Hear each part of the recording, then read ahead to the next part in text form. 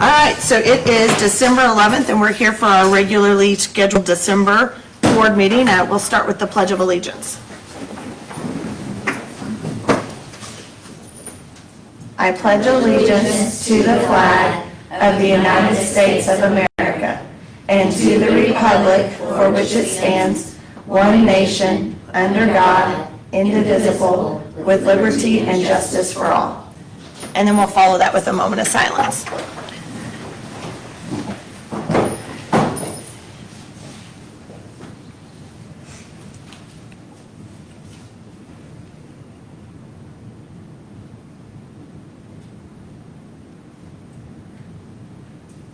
Amen.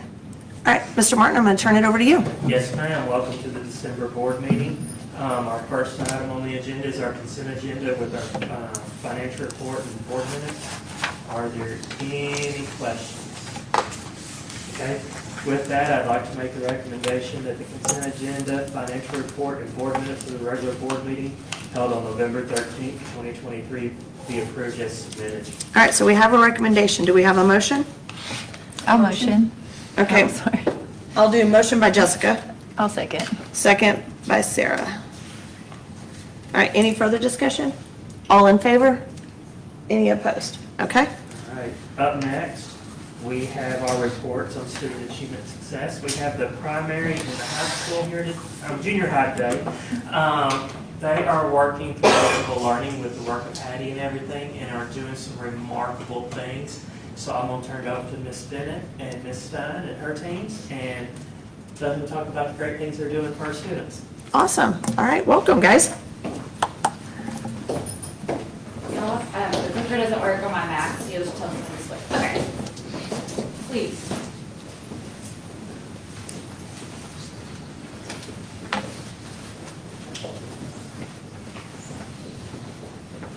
We are really excited to be here tonight to be able to share this with y'all. I think we want to start with just introducing everybody so you kind of know who everybody is. Yeah. I'm Angie Day, and I'm the assistant principal. Destiny Cummings, second grade. Michelle Kimball, second grade teacher and learning coordinator. Kyla Trammell, first grade. Jamie Rogers, second grade. Okay.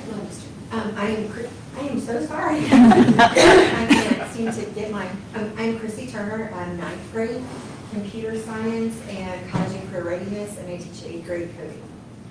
Kelsey Gordon, and I teach 7th grade literacy and one section of 8th grade literacy. I'm Caroline Alfage. I'm the building learning coordinator, and then I also teach 7 and 9 math. Joshua Johnson, 8th grade math. Jessica Shelton, instructional coach. That's Stein, principal. Okay, we want to start with just a little background about what visible learning is. And so it is a research-based model of learning based on the research from John Hattie. It really focuses on evaluators and teachers becoming, learning becoming visible for the students. And so he did a lot of research and did a lot of meta-analyses that shows what the most effective teaching strategies are. And so through this work, we were able to look at those strategies and have a better idea of what strategies we should be implementing in our classrooms that have the highest effect sizes. So this is just another picture of that. So what you see on the right side is what he calls the barometer, and the blue and the green is what you want. Those are instructional strategies and things that show a positive influence on students. After all of his work, he decided that point 4 is the hinge point.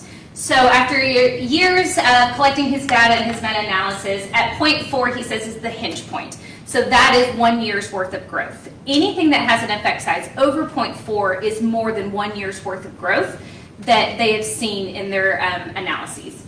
So it really is helpful for us in our PLCs, because when we're talking about strategies and we're talking about new ideas that we can implement, we really want to focus on the blue and the green, because those are the strategies that have the highest effect sizes. So you might be wondering, well, what strategy has the highest effect size? And that is something called collective teacher efficacy, with the effect size of 1.57. So what that tells us as educators is that this one thing is the most effective thing that we can do for our students. to make learning more meaningful for them. So collective teacher efficacy, the definition is the belief that teachers can more positively impact the learning of their students if they work as a team. General translation, adult collaboration is the best way to impact student learning. The number one way. So we, as our two buildings, came together over the summer. I think, is that right, Ms. Bennett? Over the summer, we both were really interested in the visible learning research, and so we decided that we would pool our money and make a fiscal commitment to the visible learning process. So that meant that both of our buildings spent the entirety of our 23-24 PD budgets on the visible learning process, and that paid for 2 consultant visits from the visible learning group, and I'll talk more about those visits in just a moment. Our future goal is to continue spending our PD budgets on the visible learning process by sending some of our teams to go to a conference next summer to learn more about the visible learning process. So that's our future plan. We also spent an enormous amount of time on this process. Huge time commitment for both of us.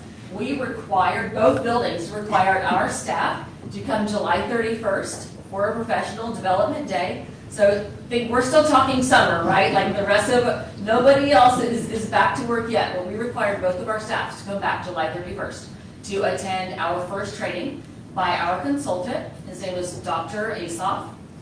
And then he came back November 9th. He is a upper level math and science teacher in California that also is a consultant for visible learning, okay? So he came back November 9th, and he worked at both buildings. He spent the morning at the primary school, spent the afternoon at our building, and I think we'll probably go into a little bit later what he did at each building.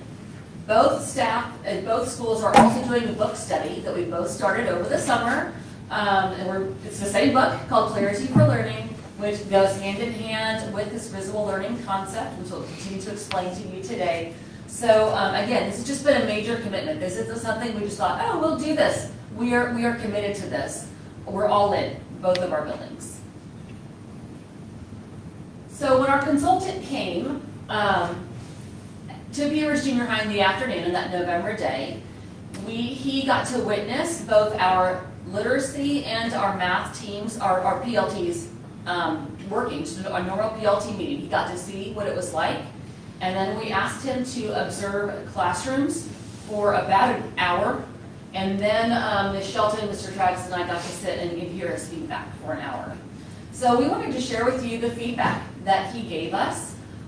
It was so valuable for us to hear how he felt about our building after implementing the things we've been learning about visible learning. So I wanted to give you our feedback from the primary schools and give you their feedback as well.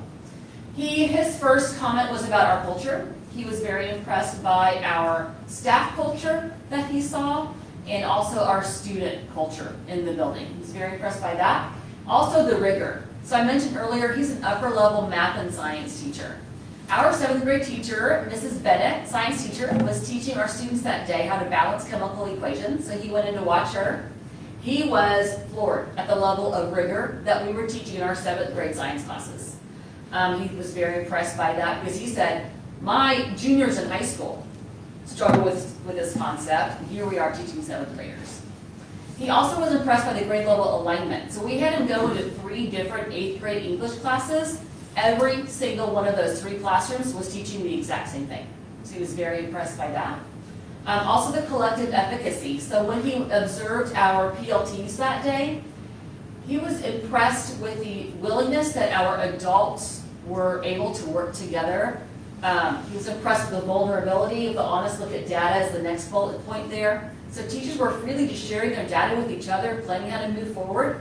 Some data was better than others, but our teachers are so close-knit and have such good culture that they were very vulnerable with each other, were able to share that data without fear or shame. They all surrounded each other, were very helpful, proactive about making next steps.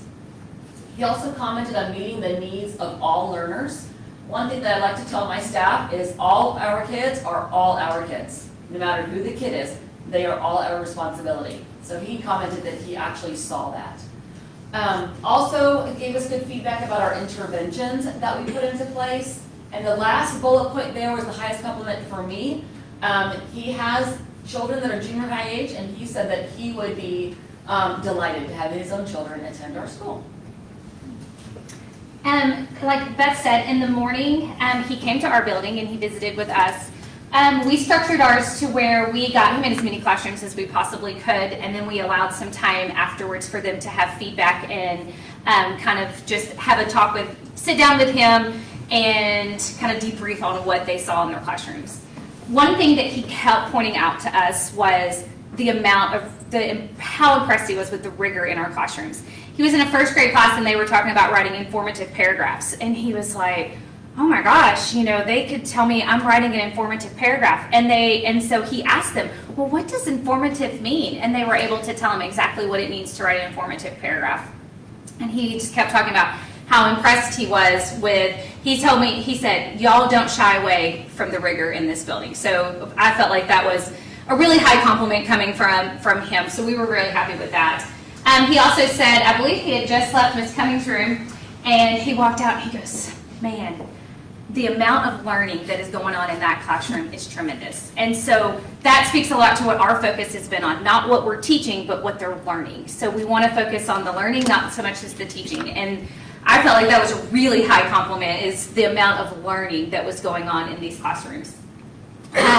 He left Miss Kimball's room, and we walked out the door, and he goes, wow. He goes, I just need to get a TV crew and come down here. He said, that was the most excellent example that I have ever seen. And we were like, whoa, because he goes all over the country. He's been to all kinds of different schools. And so he just kept coming back to it. He was like, that was so impressive. And he said, the culture and the implementation that we were at this point in our journey, because we started in July, and here we are at the first week of November, and we're already to this point. And he said it just really spoke to the culture that we have to keep learning and to implement new things, and that he was just really impressed with where we were at this point. So you might be asking why? Why did we choose Visible Learning for our two schools? So we have 3 bullet points, and some of our teachers are going to take this on and kind of explain the why behind it. So I'm going to talk about the PLC process, and I always start with this quote anytime that I think about teaching and the things that we brought, and it's by John Dewey, and it says, if we teach today's students as we taught them yesterday, we rob them of tomorrow. And so that's why we continue forward, trying new things and the latest things that are out there so that we can continue. And so PLC and PLT time, we call it, is time set aside for teachers and administrators to discuss what the students are learning. We look at data and make discussions about instruction. So how does PLC and Visible Learning connect? So I'm going to talk just real briefly about the 4 guiding questions that we use and kind of how that connects to Visible Learning. So the first question is, what do we want students to learn? These are essential standards, the must-know, those big overarching ideas, and that's what we use to write our learning intentions in a kid-friendly way for Visible Learning. This question also guides the teachers and students into identifying what it takes to be successful with mastering the big learning intention. Thereby, it helps the teachers and students write our success criteria, and those are the little things that we must learn to reach that overarching goal. And then question 2, why do the students need to learn those big ideas? So we use that question in our PLT. It allows the teachers to reflect as to where this connects to the students' learning, and then we can articulate this to our students so they understand how this learning is connected to the next grade level, to the later grade levels, and ultimately to their overall future success. When students understand the why, it's like us as adults, they're more apt to be engaged in learning the things that it takes to be successful.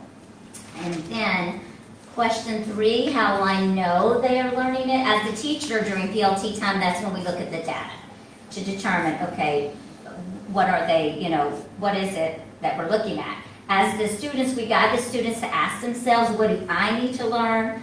Why do I need to learn this? And then they rate their learning success at each step in the success criteria so that we can reteach or enrich prior to being assessed on the big learning intention. So they rate themselves on a scale of a 0 to 4 is what we'll you'll see in a poster here in a minute too.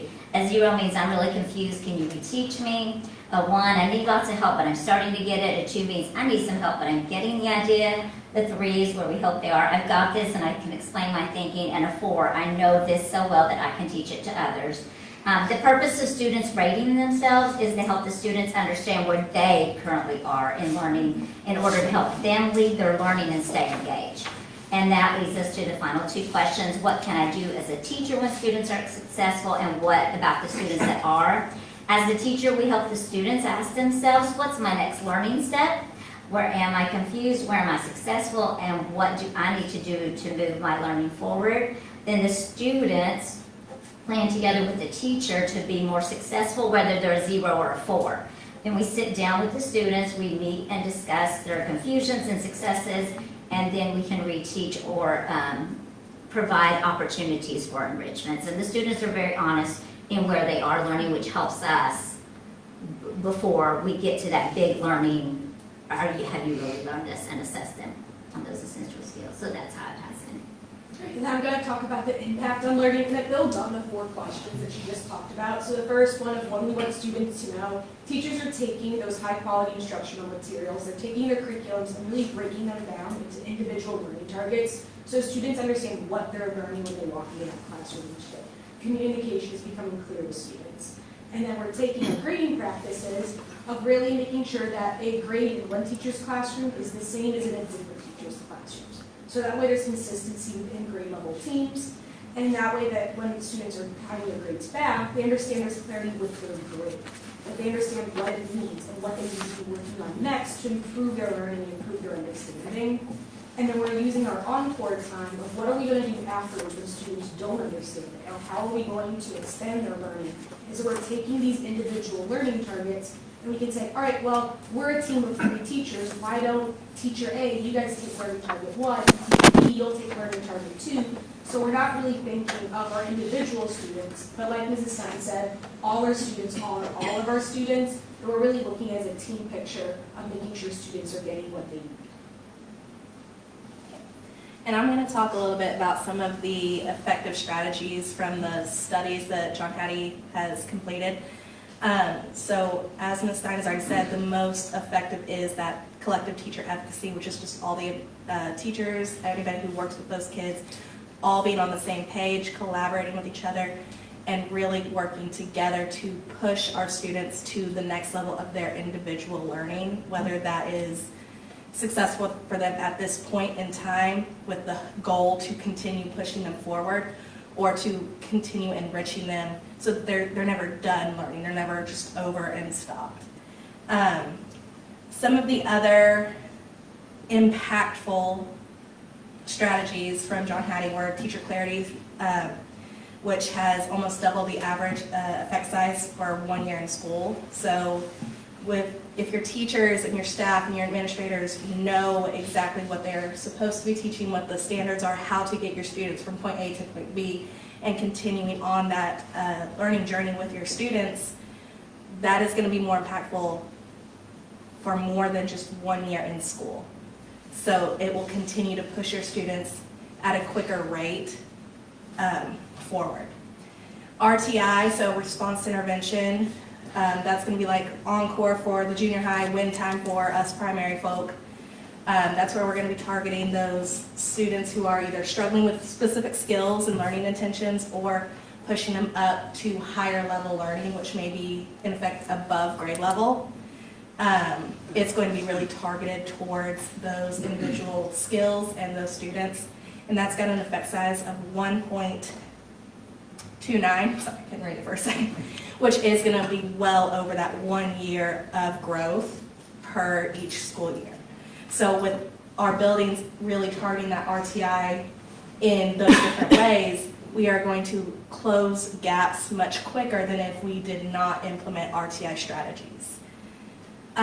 Teacher credibility has a 0.90% effect size, and I got this from John Hattie's book, and I love the way it's worded, so I'm just going to copy it word for word. Teacher credibility includes trust, competence, and immediacy. Students naturally evaluate each of these factors to determine if their teacher is credible, and if they are going to choose to learn from that teacher. When students believe that their teacher is credible, they are more likely to develop positive relationships with that teacher and then learn more from them. So that goes into, one, conscious discipline, having that relationship with your students, but they naturally feel and they evaluate you, even if you don't think they are. If they have that positive relationship with you, they are going to want to trust you a bit more. They'll find you more approachable. They will be more willing to learn from you and take what you give them and then run with it by themselves.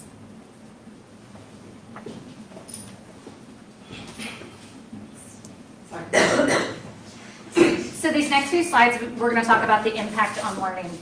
And so each building is going to take a couple of slides and discuss the data and the impact that it's had, our teachers has had on their practice and what the impact it's had on their students. We're going to look at some data. We have a couple of videos that we're going to show that you can see it in action in our buildings, and then we'll end with next steps. Okay, so let's talk a little bit about visible learning at Peter Ridge Junior High, about what we've been implementing. I think Mr. Johnson's going to kick us off here. Yeah, so in the math classroom, especially for the math PLT, when we just started setting learning targets for our kids, when the kids walk in every day, clarity for learning is about the kids knowing where they're at, where they're going, and where they're at in that progression. And so one of the things Ms. Aldridge and I have been working on pretty hard for this year has been that, we have our standards. When the kids come in, they know what they're working on that day. But once a week, we give quizzes for the kids. And the learning target has been broken down into, much like you talk about the 0, 1, 2, 3, 4, we have close, ready, or exceeding. And so that learning target is broken down into 3 components so that students can work on it and choose what they're going to work on for that day. And typically what we ask them to do is to reflect where they think they're going to be at during the course of that test or that quiz, so they can kind of know where they're at.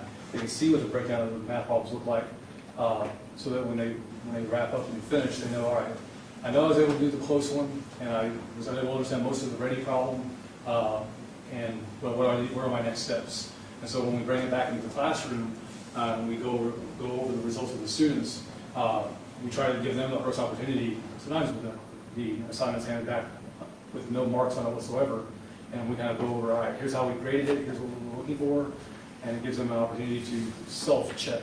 It's often what we find is that if you hand back a paper with a grade on it, students are like, that's my grade, I'm done, I'm moving on. But then if they're trying to assess themselves, it gives them greater responsibility and efficacy in their own learning process. And so this gives us an opportunity to empower the students to know where they're at, what they're learning, and what the next step is for improvement. High quality instructional materials, that having access to these makes it really easy to implement these specific types of strategies. So I'm a literacy teacher and we're able to use the Wit and Wisdom curriculum. And just speaking from a little bit of experience, it's really a privilege and like such a blessing to have a high quality curriculum like Wit and Wisdom. It is tailored to our learning targets and to our essential standards that we want our kids to be working with. It comes with assessments that are like specifically targeted to those learning objectives. So we're able to take the materials that we're working with and we're able to create really strong assessments to get a clear and accurate picture of what our kids are learning. And it's really effective because it matches up exactly with what the curriculum is, right? Everything is all together, everything is one cohesive unit, and that makes learning more impactful for the students and also gives them clarity about like what they're learning and why they're learning it. It's all tied in there together. Having it ready for us to where we're able to like evaluate and assess and like implement it ourselves gives us more time to collaborate as a team as well. And we're able to work together to be sure that we're on the same page, teaching the same quality materials so that all of our students are having access to that good quality instruction. And then we're able to look at these common assessments, evaluate where all of our students are at and what the gaps may be. And we can very quickly identify what we need to work on and what we can do moving forward to ensure that all students are successful. I get the opportunity to help our staff through the Clarity for Learning book clubs, and it's been fun. We talk about how student learning should not be like a game of pin the tail on donkey, right? And I can assure you that no teachers think that they are putting a blindfold on and spinning their kids around and setting towards learning, but sometimes we're not aware of the practices and the discipline for student learning. And so this book has been really awesome in kind of like helping students and, well, helping teachers be able to see where those gaps in the instruction are and how we can clarify the learning objectives and make it so that they aren't blindfolded, that they can see where they're going, the path is straight, and they can hit the target. So I am the electives team lead, and an electives team is a lot different than other PLTs in the fact that none of us teach the same thing. So there's not one teacher there that's teaching what another teacher is teaching. So we look at data, our individual data, and this has really helped us. I've been in Pea Ridge a while, and we went from a time where the electives teams were part of PLT. And then we were part of the PLT process, and we were like, why are we here? Because we're just not quite understanding in this. We just progressively added more rigor. And this book has really helped us add rigor in the fact that we are now bringing our lesson plans and looking over them with each other, being able to help each other that way. We're working on clear student rubrics, student-friendly speech in our rubrics, and our objectives, how we can communicate those to our students. So like on my board and on all of ours, we have objectives, tasks, and then the outcomes. And so part of teaching two completely different classes at the same time, computer science and college and career readiness, I have to incorporate a lot of things in the ways that I can. And so I have students, I shake their hands every day. They have to look me in the eye, introduce themselves, and answer a question.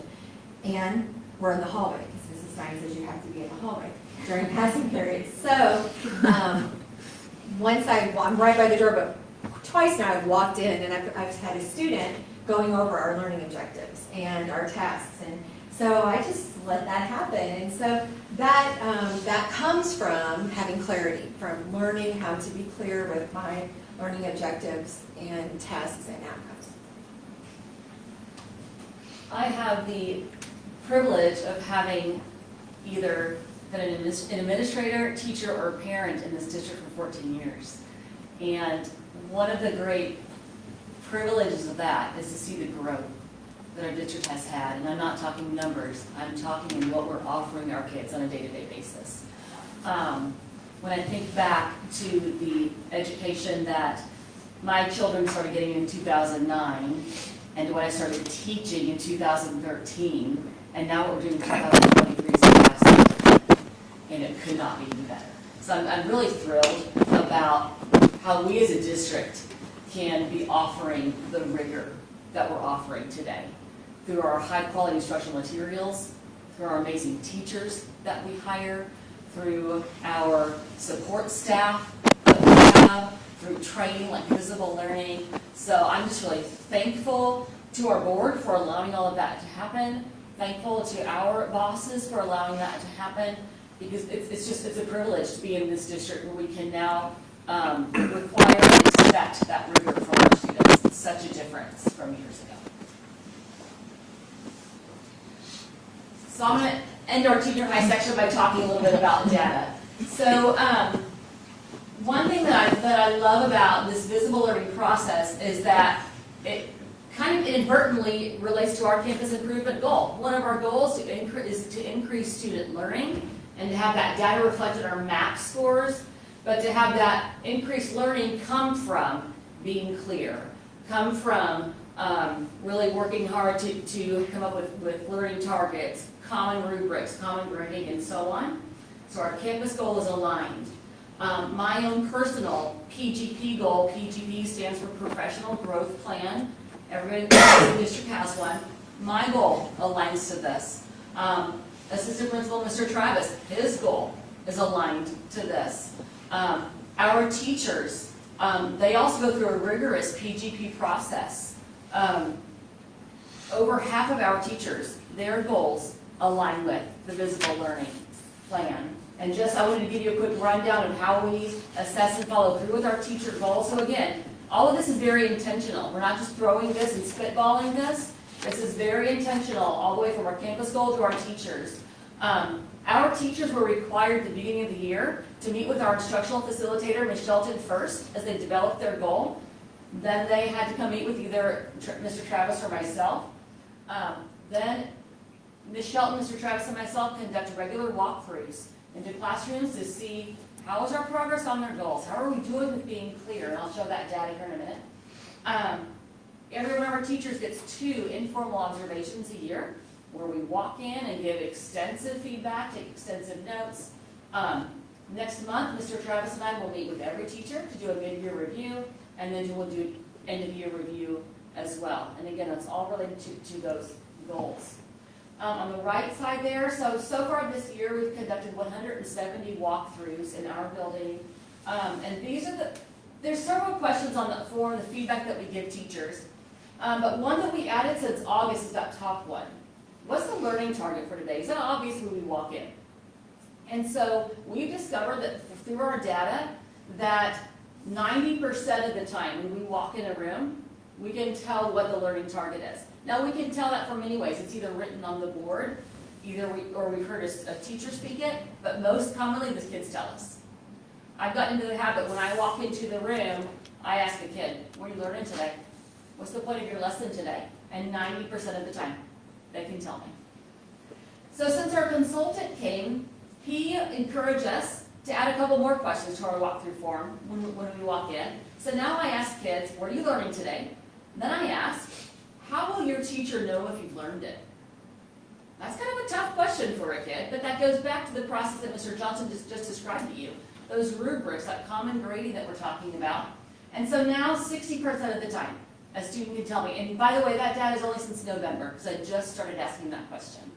And our third question is, why is this learning important? Why are you learning about the difference between form and function in your art class today? Why are you learning about the Pythagorean theorem? Why are you learning about chemical equations? So now when I go in and ask that, 100% of the time, so far since November, the students have been able to tell me why what they're learning is important, which I think is an amazing statistic. Okay, our teachers are going to share a little bit about what visible learning looks like at the primary.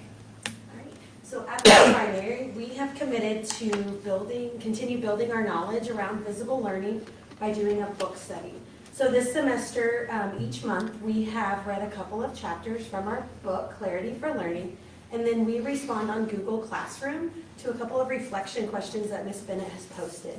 And then we also go in and we respond to some of our coworkers' reflections as well. And it's just a great way for us to go in and kind of share ideas with each other, and then kind of just build that knowledge together, that shared knowledge of what visible learning is going to look like for our building. So after our visible learning representative came, we had the opportunity to receive some feedback from him. And one of the pieces of feedback that second grade, at least I know you weren't in there at the same time, Jamie, but Michelle and I had received was the implementation of a learning log so that students would be more aware of their own process of learning.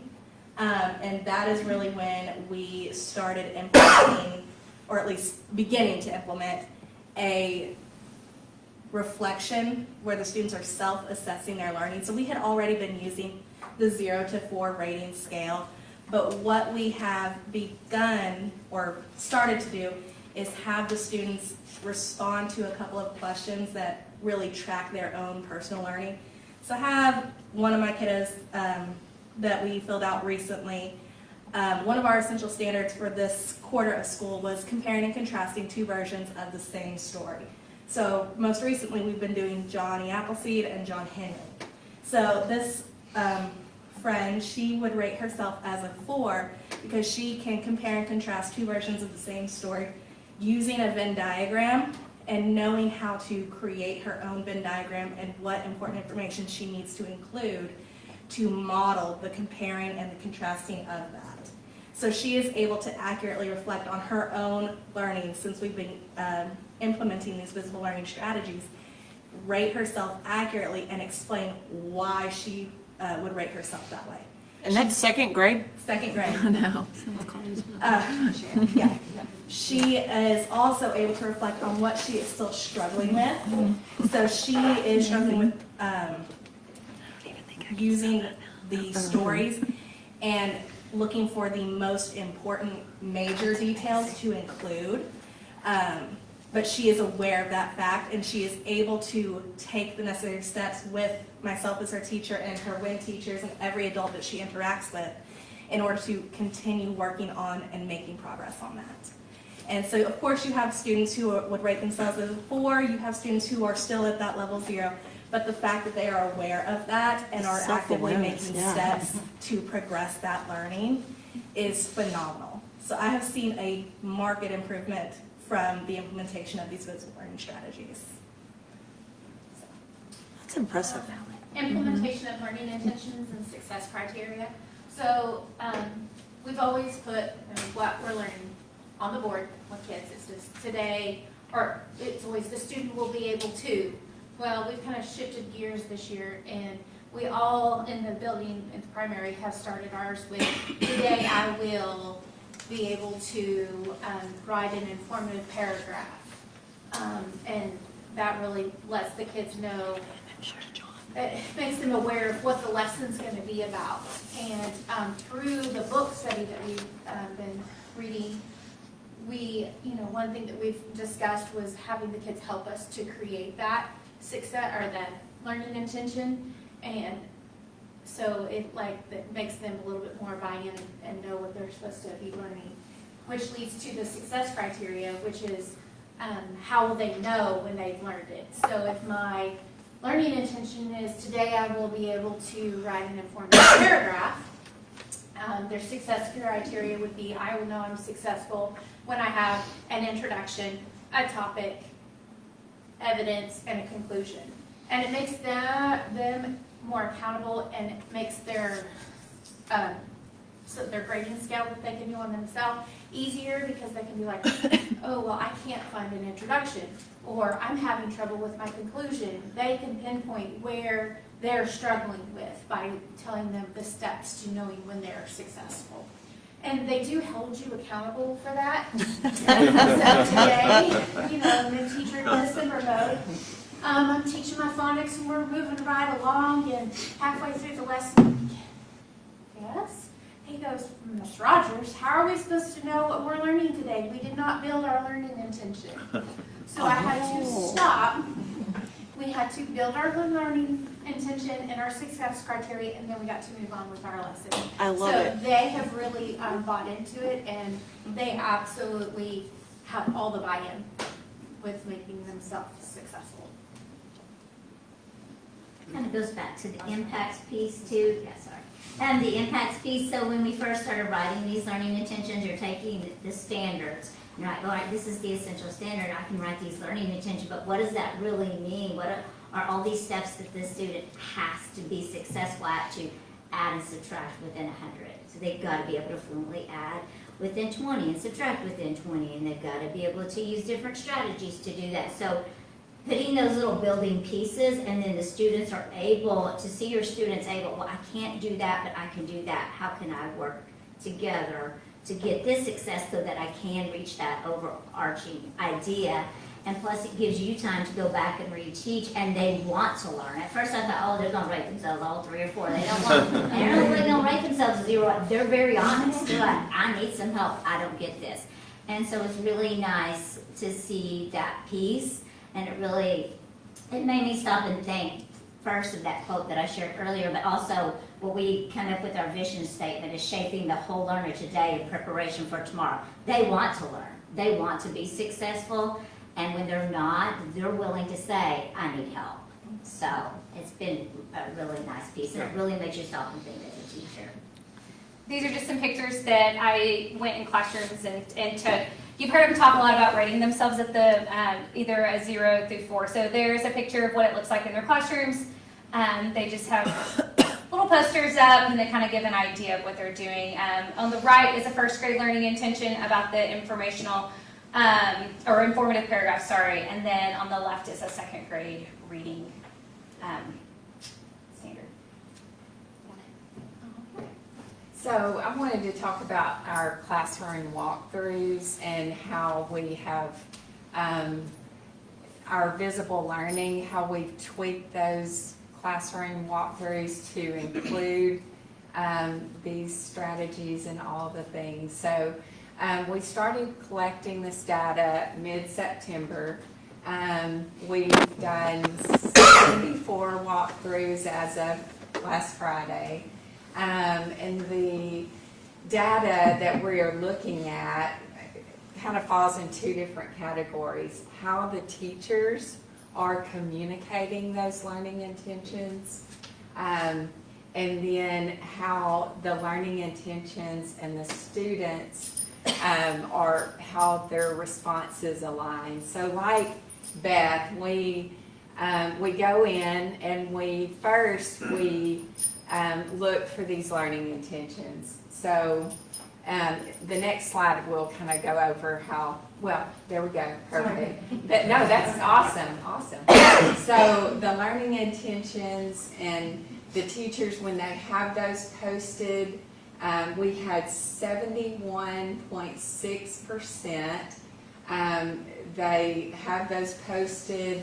And then we have, I have to look because I don't think I think it's 15.8% is where the teachers not only post those, but they also refer back to them as they're teaching.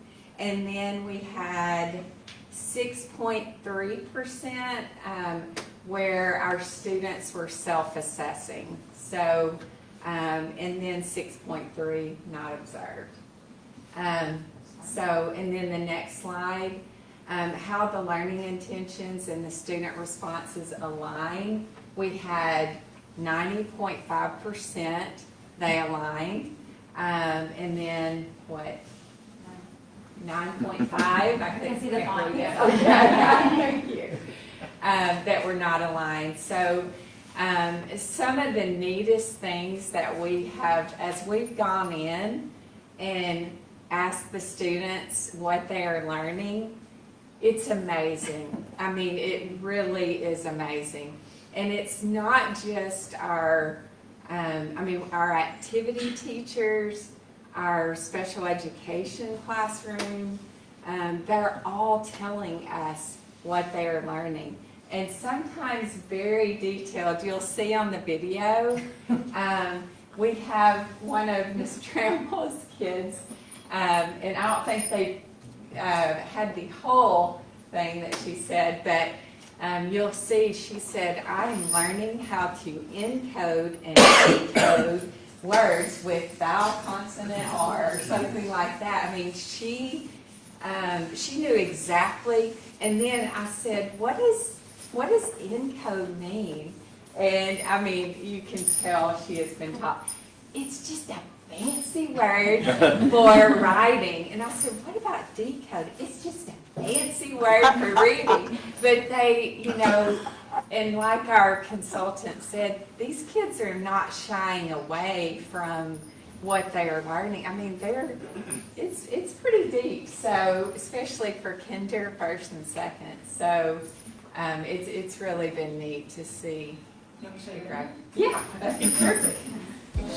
Visible learning has helped my students and I have a clear path on our learning and where we're starting and where we're going. Ready? We're going to make sure even more. We're looking at this art today. We look at expressions and how art works together to mix together with other concepts like B and B and G and C. And all the words like C and D. So after the third lesson today, that job is how that art works together with the concepts. So today, what was your learning intention with your phonics lesson? Oh, what about the letter R?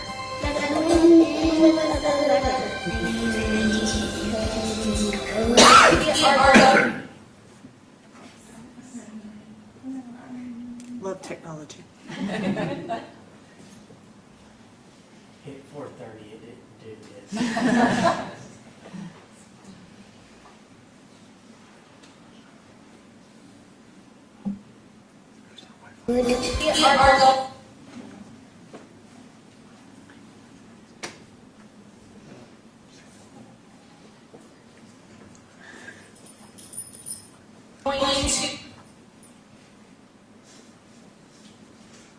All right, who's on Wi-Fi?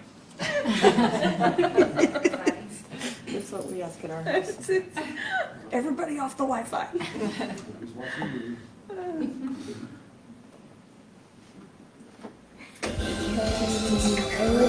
are going to go over our goals. Everybody point to where our initiative is. I will read it, you will echo it. Ready? Today I'm learning how to add and subtract using a number line.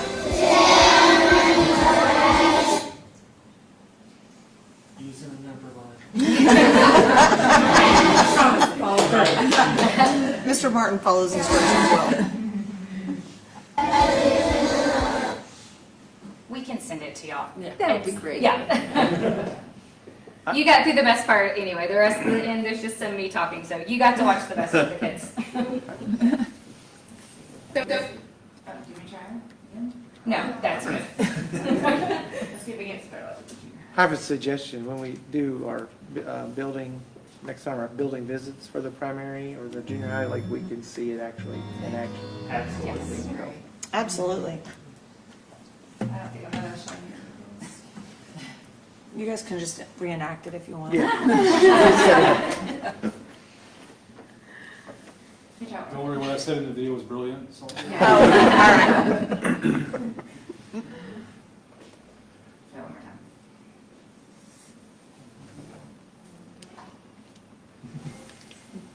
We might not get this. We'll try again. Send them out.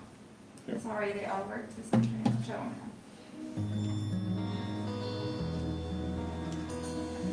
The main thing with the books is that when you teach a class, the students know where you're going, it makes it easier to get them. I really enjoy the fact that in the book they provided statistics about when you tell your students what they're supposed to be learning, and when you give them success criteria, like checkpoints for when they will have accomplished that thing, like how that's the biggest indicator of student growth. Which I think is really missing in a lot of we're on our exercise, we know that we can tell them something.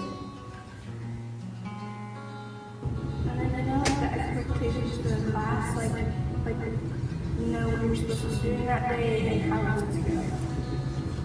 I like to model things with them because I think that helps, along with the step-by-step agenda, the essential questions, and the what we're going to be able to do at the end of the lesson, that when we do that together, does a really good job for them to make sure that they understand, okay, by the end of the class today, this is what needs to be done, I'm starting here, and this is where I should be.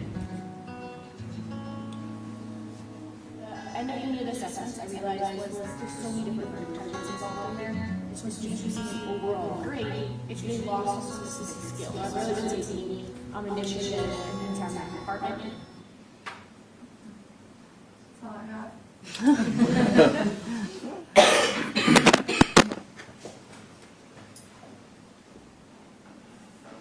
So we can just finish up with what our next steps are. Like Ms. Stein said earlier, we are committed to visible learning. She and I have already talked about teaming up again next year and using our money to continue our journey with visible learning.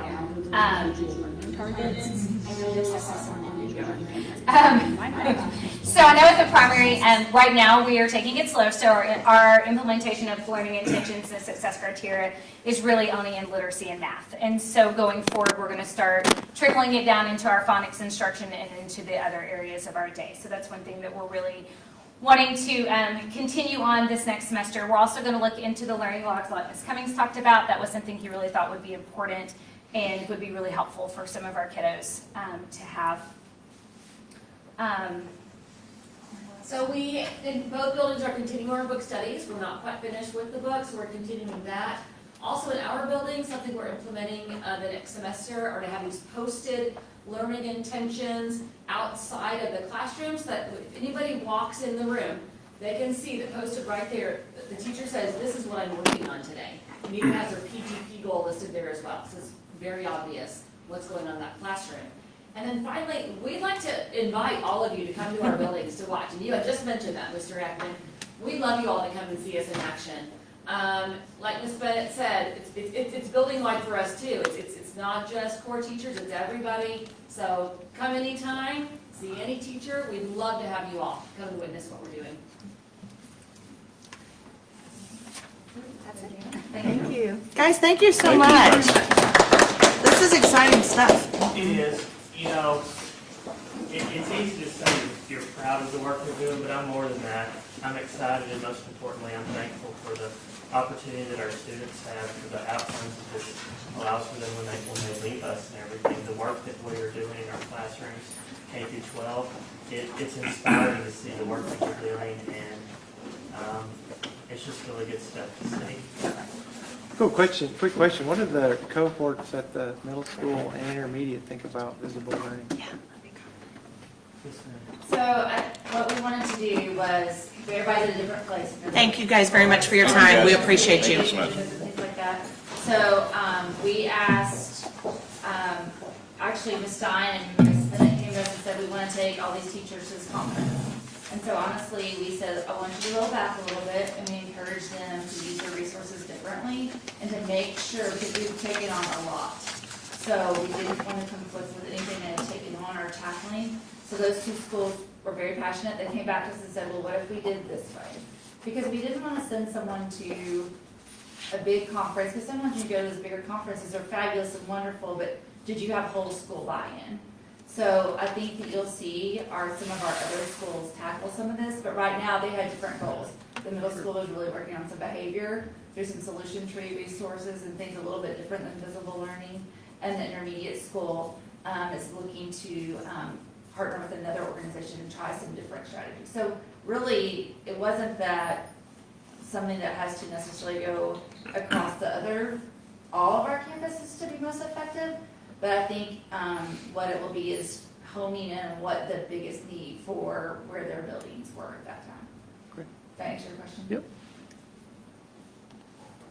Because I told them no, they didn't like it. That's right? That's right. I do have a follow-up question. If we see that these two specific schools are really excelling and doing well because what they're implementing, is it something that could, just so it's consistent throughout their whole experience in Peerage? So I would say yes, of course. Okay. That's a plan and practice, and that's why we have a curriculum for literacy that goes K-8 and a math curriculum that goes K through Algebra 2, for those exact same reasons. Visible learning has to be, in my opinion, something that's laid on top of that work of the PLCs when your PLCs are to the point of extending it to the next step. So their teams and those buildings were ready for that.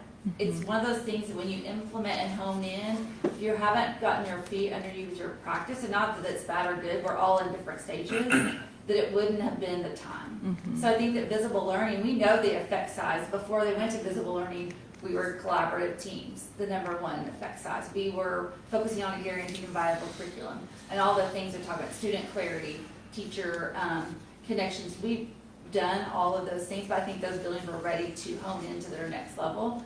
So I think teacher clarity is one of those things that's very science-based until your teams and your building leaders and have all the other pieces in place, it is not as effective. It can kind of drown out the other work too. So if that makes sense. So it's really putting those lenses on for that increased clarity. So I do think it's something that we will explore always. We've all been studying the work of Hattie. I mean, for the last 15 years, that's been a big topic, but that his research and what they're doing is just taking it to that next level. So I do think it's something that, as we see it be effective, we'll definitely look at where it fits in other buildings. But you want to be cautious too, and I even gave them that lecture too. Make sure that we're not pushing, not to be a lecturer, but not, we want to push and increase the rigor like you're hearing. We also want to be cautionary of ensuring that in the increased ask that we're not missing the boat with our students, which is the most important goal. Right. Did I answer that for you? Okay. Anything else? Well, that leads right into our next thing. A little PLC update for us. Yes, ma'am, please.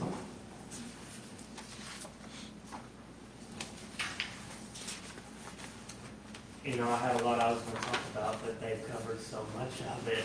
When you get to, effect size and collective efficacy and everything. And what I'd like to talk a little bit about is, we've had the opportunity and been fortunate enough for our district leadership team, Ms. Tabor, Mr. Ramey, Ms. Markfield, and myself, to be invited to a cohort of leading PLCs, which we call PLTs here, at work from a district-wide perspective. They also allowed us to bring a board member. And so Ms. Cawthon has been kind enough to get into bands with us at 5:30 in the morning and get back at 6:37 at night that night, because we don't stay the night. I can't stand doing that, so we just do a long day of it and everything. We actually go this Thursday. Thursday we're going as well. And the whole thing about this is how can our teams be unsiloed, working collaboratively together to impact student outcomes. When you see the work that our teachers are doing in the classrooms, it's phenomenal.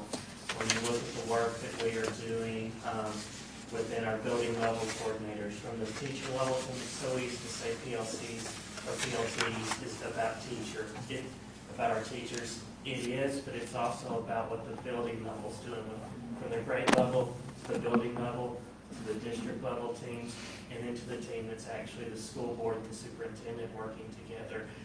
When you look at the second page that Markfield already has up, you see those lines going to the right from the board and superintendent team to the district level team to the building level team, and I believe the one on the far right says the teacher level team. That is not top-down management. That is us providing insight and some guidance. Those arrows that you see coming on the bottom end are the sharing piece, so it's truly a collaborative effort.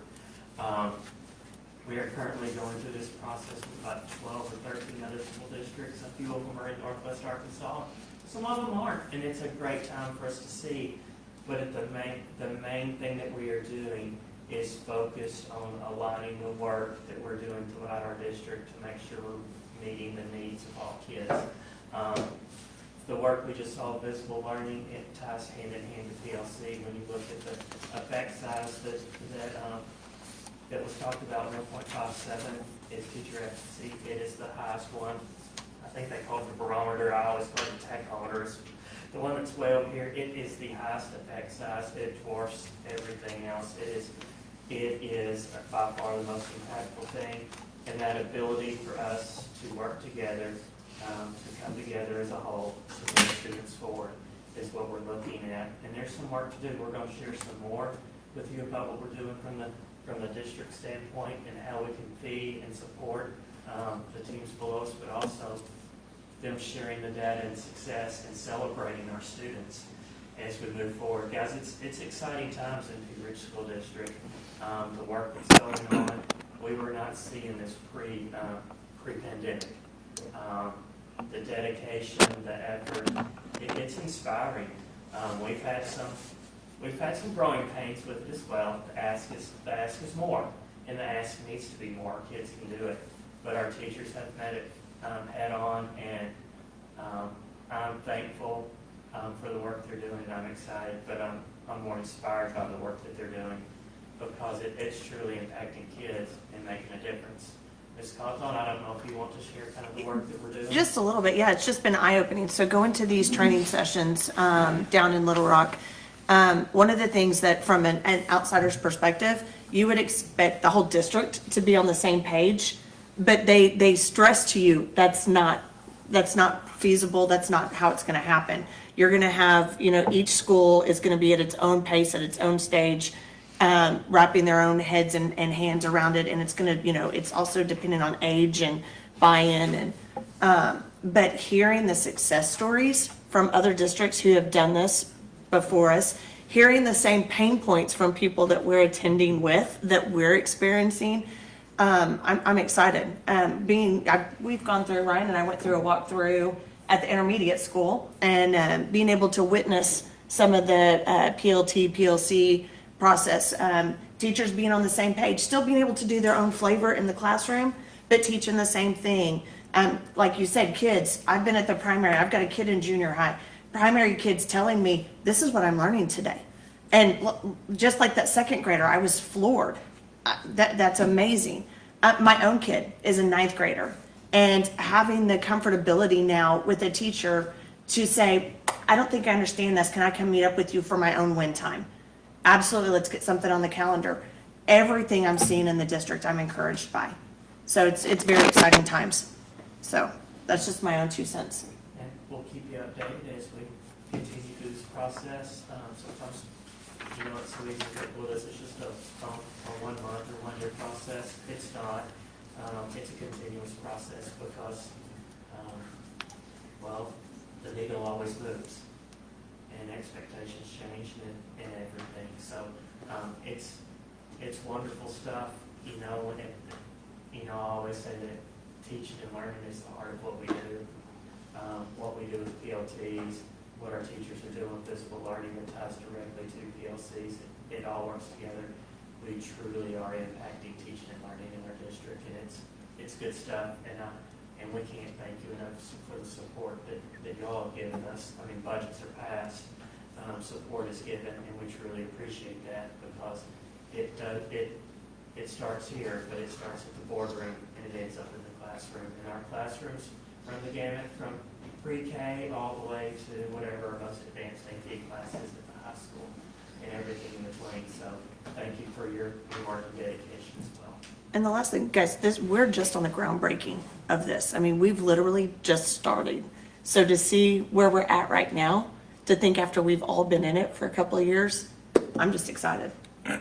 So proud to be a Blackhawk. Is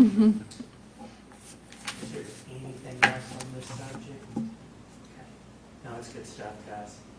Okay, moving on. We've got sections for action items.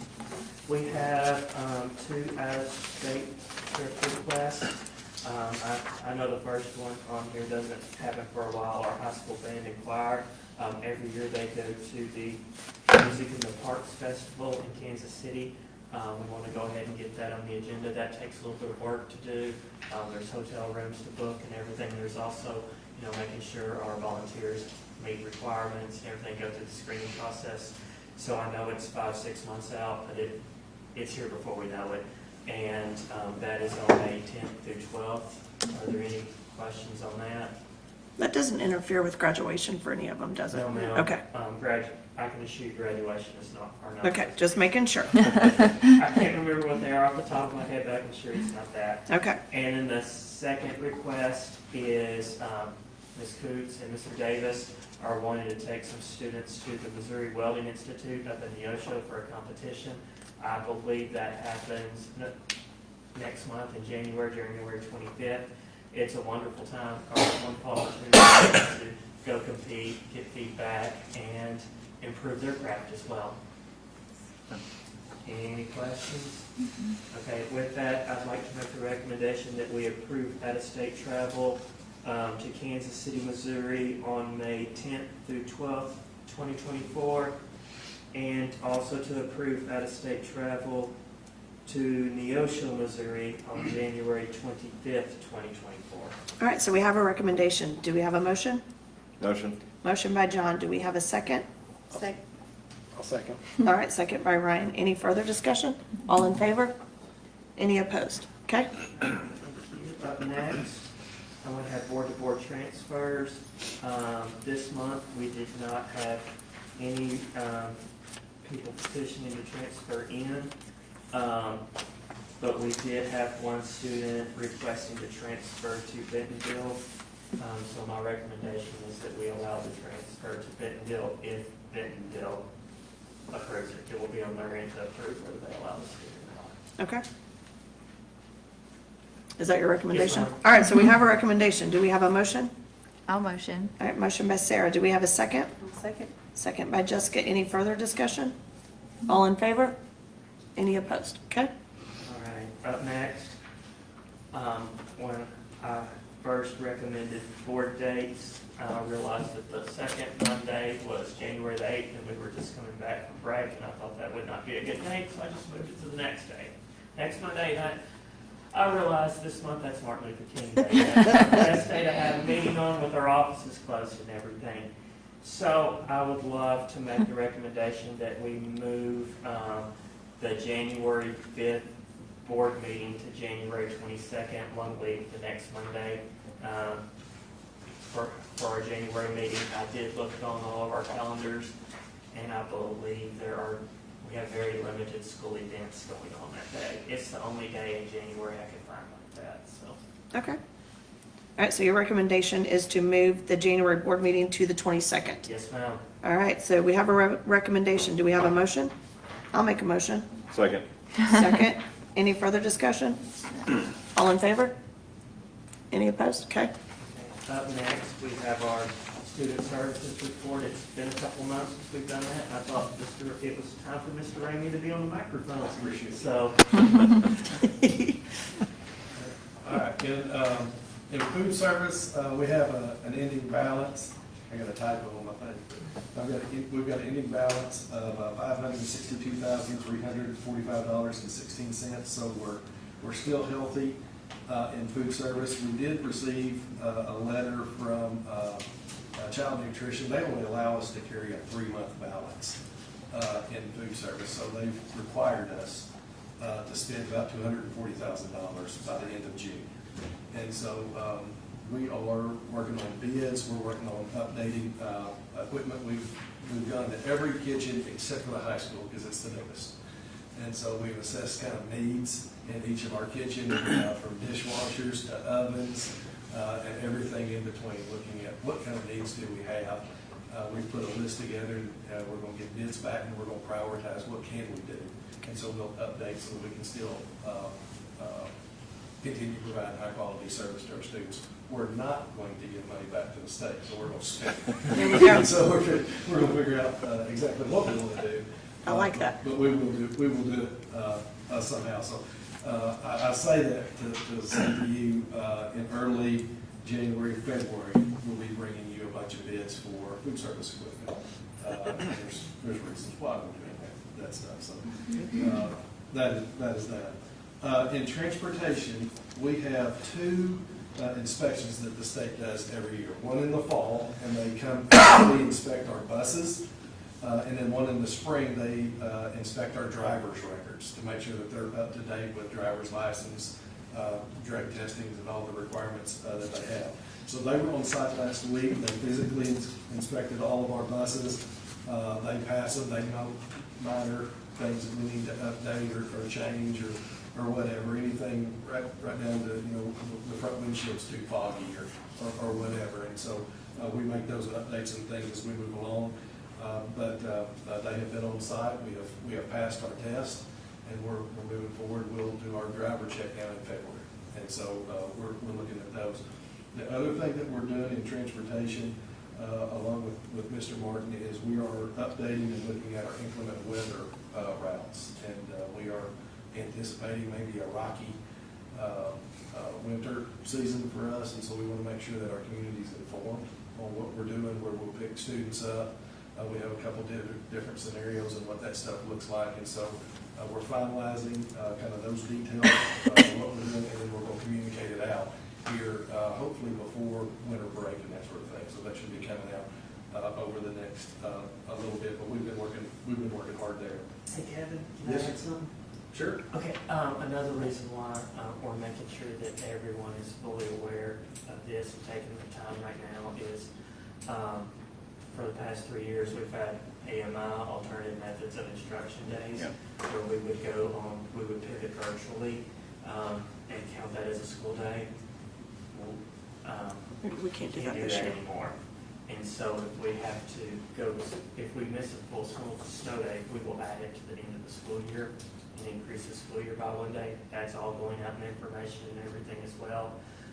But also to make sure that we have these routes correct, the times and everything, so that we've had a lot of new bus routes pop up, new homes, new subdivisions, new times, to make sure everyone's fully informed. And we will re-notify everyone after we get back from Christmas break, because January and February are our months.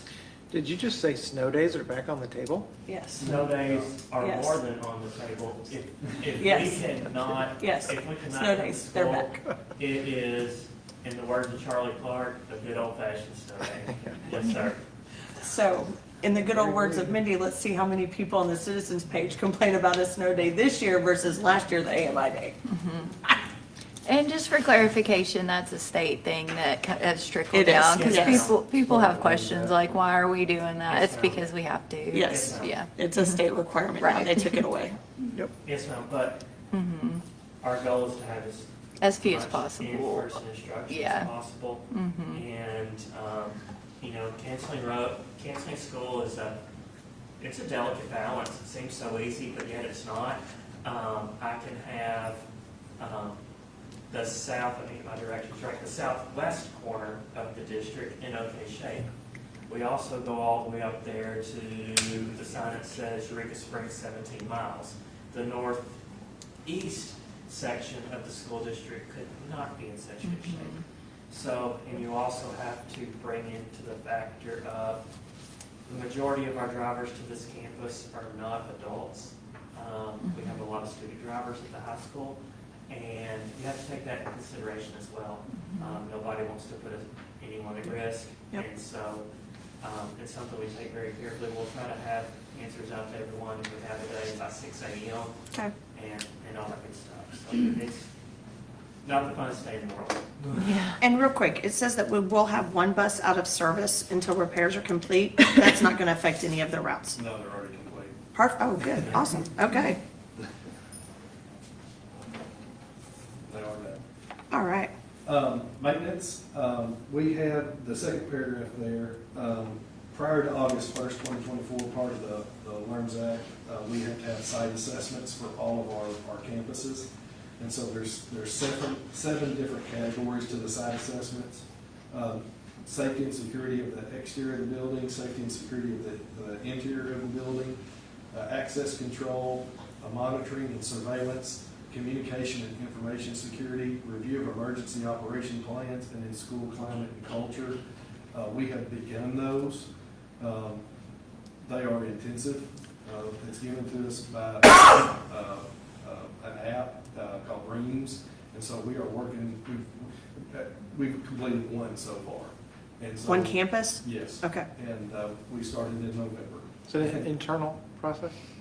We have to have a group, but yes, we do it internally and create our action standards and our action plans. We do it along with our local EMS and that sort of thing.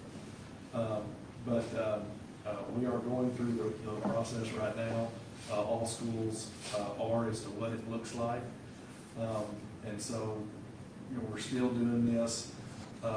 We have the LEARNS Act, but the state still hasn't given us any regulations and guidelines on it. So we're proceeding so that we can meet the criteria and have it done. We were in a safety meeting for Northwest Arkansas school districts 2 weeks ago, and everybody's in the same place. And so we're trying to get this stuff completed because it is intensive. Under each of those 7 categories are another 8 to 10 categories with 30, 40 questions. And you just go campus by campus and walk the buildings and do different things. And so, and then you're bringing in different teams because some of it's technology and some of it's not.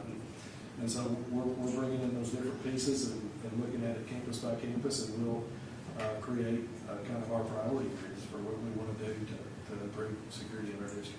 Do you have a question? Yeah, well, I'm just curious, once they're completed, will we be able to, will those results be shared out, or we'll be able to see those along with like, hey, what are our mitigations? They can be shared out in an executive session between the school board and the superintendent. Okay. Because they're safety and security, they are not readily accessible to the public. That makes sense. Yes, sir. Okay. That's an outstanding answer, Kevin. That's the one I was going to give. Okay. So. But yes, sir, we will share them when we have them. Yes, sir. 2 other things, real quick. In February, I think it's the 15th and 16th, I think we did it right after Valentine's Day, but we will be offering some free dental screenings. We're doing it in partnership with Procter & Gamble and Boys and Girls Club. We're working out some details on that right now. It'll be similar to kind of how we do flu shots and that stuff. We'll have form, you can sign up for it if you want to do that. But we'll be offering that on site for students in February. And then last thing in athletics, we have put in a bid for the regional basketball tournament to host it up here. We find out, I believe the deadline is January 4th to have your bid in. And then we find out January 11th if it's been awarded to us. And so- Boys or girls or both, or? Both. Okay. At this time, we're the only school to bid, but they have till January 4th. So Okay. somebody might come in last second and try to get it, but we'll see. So we're cautiously waiting on that. Hopefully at the January 22 board meeting, we can let everybody know what we got. That's all I've got. All right. Any follow-up questions from Mr. Rainey? Perfect. All right, up next, we have staff. No executive session, let's just Yes, ma'am. move forward. First on the agenda is approve additional staff. We are asking to add another instructional aid in special education. We have a student whose IEP has changed that requires a one-on-one aid, and we need to be able to fill that position. Okay. So it's need driven. Are there any questions? Okay, with that, I'd like to make the recommendation that we add an instructional aid, a special education instructional aid at the primary school. All right, so we have a recommendation. Do we have a motion? A motion? All right, motion by Jessica. Do we have a second? I'll second. Second by Ryan. Any further discussion? All in favor? Any opposed? Okay. Next on the agenda is accepting resignations. We have two. I would like to make the recommendation that we accept the resignations of Nikki C. and Alicia Branscombe with regret. All right, so we have a recommendation. Do we have a motion? I'll motion. Motion by Sarah. Do we have a second? Second. Second by John. Any further discussion? All in favor? Okay. Up next, we have hiring, and I'd like to make the recommendation that we hire Devin Shader as a paraprofessional. All right, so we have a recommendation. Do we have a motion? Motion. Motion by John. Do we have a second? I'll second. Second by Ryan. Any further discussion? All in favor? Any opposed? Okay.